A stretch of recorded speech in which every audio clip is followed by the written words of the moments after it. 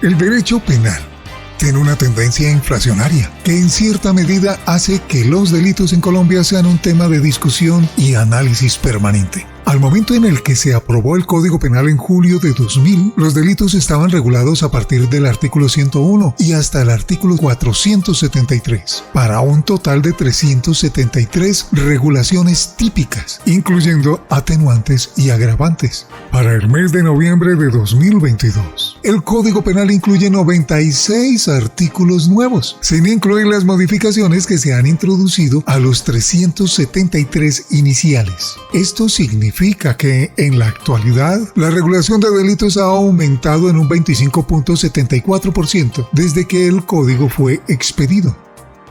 Una de las áreas que históricamente ha tenido mayores modificaciones legislativas corresponde al título que desarrollan los delitos contra la vida y la integridad personal. Ante una cultura tan marcada por la violencia y la muerte, los delitos contra la vida y la integridad personal constituyen una perfecta aproximación hacia el derecho penal especial. Conozcamos, a partir de ahora, algunos de los comentarios más relevantes frente a los principales delitos de este título. Delitos contra la vida y la integridad personal, parte 1. Les lee Juan Carlos Tejero Medina desde la ciudad de Bogotá.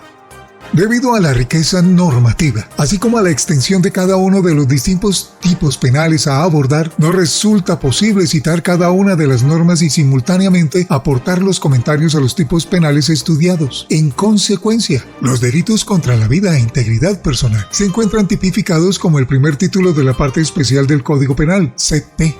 En un país que ha sufrido una tradición de violencia y muerte, muchos de estos delitos han tenido un importante desarrollo histórico. A continuación, entonces, la primera parte del estudio de estos delitos.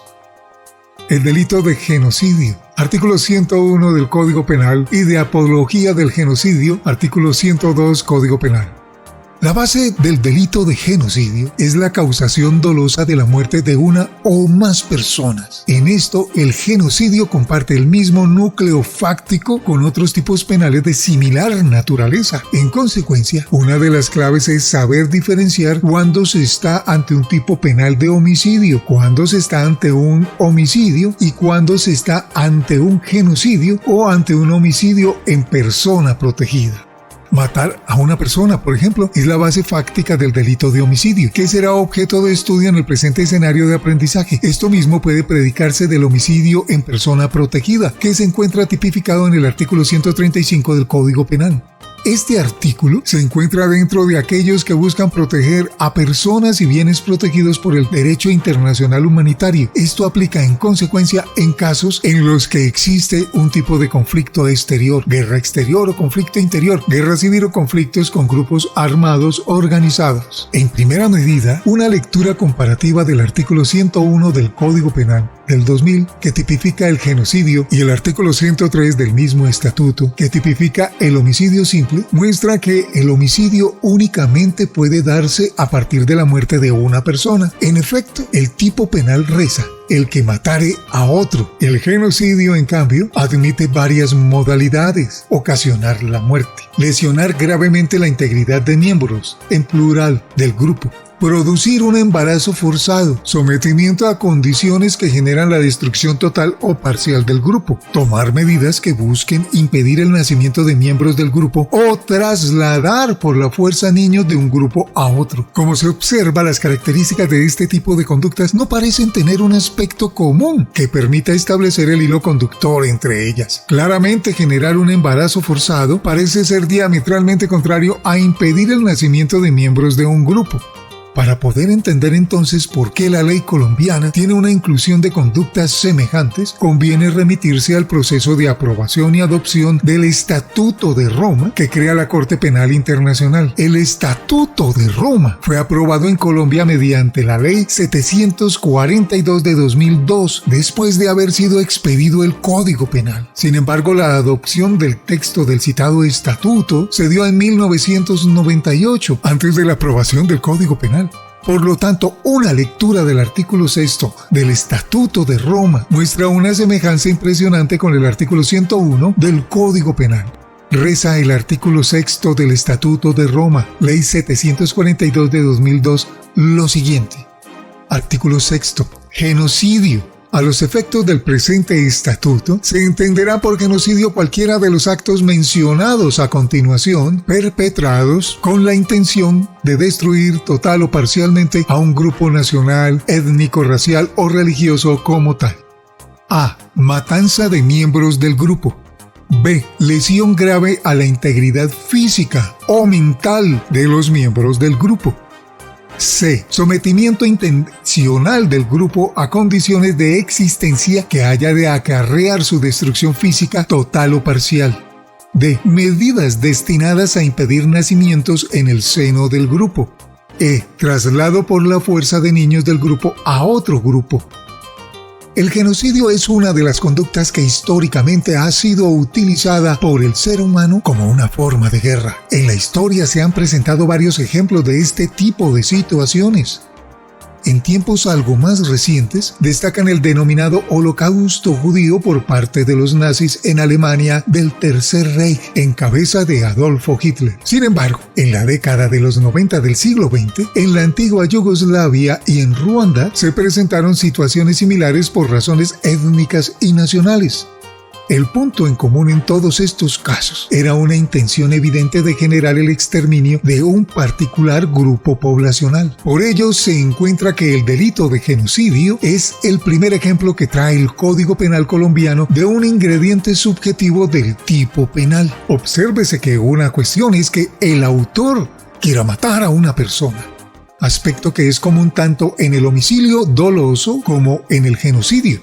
Pero otra cuestión muy distinta es que exista una intención de destruir total o parcialmente un grupo. En eso el genocidio se diferencia totalmente de un homicidio doloso común. Es allí también, en la intención de acabar con un grupo poblacional, donde se observa el punto en común de los distintos tipos de conducta. El embarazo forzado, mirado desde la perspectiva del genocidio, tiene como objetivo que las siguientes generaciones de un grupo poblacional se vayan mezclando con otros grupos de forma tal que se diluyan los elementos que configuran propiamente el grupo que se busca erradicar, como la conquista. Por el contrario, impedir el nacimiento de miembros de ese grupo genera un efecto de evitar que surjan más miembros del grupo. Esto último aplica particularmente en materia étnica. Bajo esta perspectiva, entonces, cualquiera de los distintos verbos rectores que pueden generar la adecuación típica en el caso del genocidio deben necesariamente perseguir la destrucción de un grupo. Así como el Holocausto judío, el punto en común en las víctimas era su origen religioso, en muchos otros casos el genocidio ha sido utilizado para eliminar naciones o razas enteras. Esto último, por ejemplo, ocurrió con muchas de las comunidades aborígenes de la América precolombina. Es importante destacar que el artículo 101 del Código Penal del 2000 incluye como uno de los grupos protegidos el grupo político. Este grupo no está incluido en el Estatuto de Roma. Por lo anterior, se puede afirmar que el ámbito de protección de la norma penal colombiana es mayor que el previsto por el Estatuto de Roma. Esto último es perfectamente posible, puesto que la norma internacional obliga a Colombia a tipificar como mínimo lo que está incluido en el Estatuto de Roma. En consecuencia, la norma nacional colombiana puede tener un ámbito de protección mayor que la norma internacional, pero en ningún caso menor. El porqué de la inclusión de grupos políticos como grupo protegido se puede observar con facilidad si se sigue la historia de la violencia en el país. Una historia que mayoritariamente se ha visto impregnada por la afiliación política, centralistas versus federalistas, liberales versus conservadores, guerrilla versus paramilitarismo. En efecto, Colombia ha vivido a finales del siglo XX 2 casos de genocidio por motivaciones políticas, como es el exterminio de líderes políticos de la Unión Patriótica y del Partido Comunista. Por último, conviene brevemente explicar esa doble tipificación del delito de genocidio tanto a nivel interno, Código Penal, como a nivel internacional, Estatuto de Roma. El genocidio, el crimen de agresión, los crímenes de lesa humanidad y los crímenes de guerra son 4 tipologías de algo que en la actualidad se denominan crímenes o delitos internacionales. Estos delitos, desde el punto de vista conceptual, no atentan únicamente contra bienes jurídicos internos de cada Estado, sino que atentan directamente contra la totalidad de la humanidad. Por ello, A los delitos internacionales se les reconoce porque los bienes jurídicos que protegen no son bienes jurídicos tutelados por X o Y Estado, sino porque atentan directamente contra la totalidad de la humanidad. Bajo ese entendido, están tipificando tanto a nivel internacional como a nivel interno, sin que ello implique una vulneración del principio del non bis in idem. El genocidio como acto externo físico verificable suele ser la finalización de una cadena de eventos que llevan a la matanza. Sin embargo, esa intención, elemento subjetivo del tipo penal de genocidio, no surge espontáneamente a nivel masivo, sino que suele ser fruto de un discurso ideológico que se masifica, se generaliza, se normaliza a tal punto que parece ser lo normal en una circunstancia determinada. Esto explica en consecuencia que el artículo 102 del Código Penal de 2000 tipifique el delito de apología del genocidio. De la redacción del artículo 102 se ha de destacar que la apología del genocidio no requiere que la persona que la cometa sea el autor o responsable final de esas ideas, sino que basta con que se difunda, verbo rector, las ideas que promueven el genocidio o el antisemitismo. Igual, el delito de apología del genocidio es un delito de peligro abstracto, lo que implica que no se requiere que físicamente haya algún muerto o lesionado como que en consecuencia de la difusión de estas ideas, sino que la ley colombiana ya califica su difusión como un peligro en sí mismo. Abro unas comillas y le digo a la audiencia, recuerden lo que sucede con las audiencias digitales, con las redes sociales, con las tribus sociales, etc., que causan polarizaciones en contra del grupo político o del candidato que no es de sus afectos. Aunque en la actualidad el concepto de antisemitismo no es del todo específico, el término generalmente hace referencia a una actitud hostil hacia los judíos y su cultura. Es de anotar que, si bien el Estado de Israel se creó como un territorio para los judíos, no puede identificarse judío como un sinónimo de israelí. Históricamente se puede rastrear el origen del concepto actual del antisemitismo en la ideología nazi promovida por Hitler tendiente a acabar con los judíos. Esto último merece un comentario especial. Dado que uno de los principios rectores en materia penal es que no se puede sancionar a una persona por lo que piensa, puesto que existe un derecho fundamental a la libertad de pensamiento, además el derecho penal colombiano es un derecho de acto y no un derecho de autor. Por ello es importante resaltar que el delito de apología del genocidio no se produce por el hecho de tener ideas genocidas o antisemitas, sino por el hecho de difundirlas. Ojo con eso.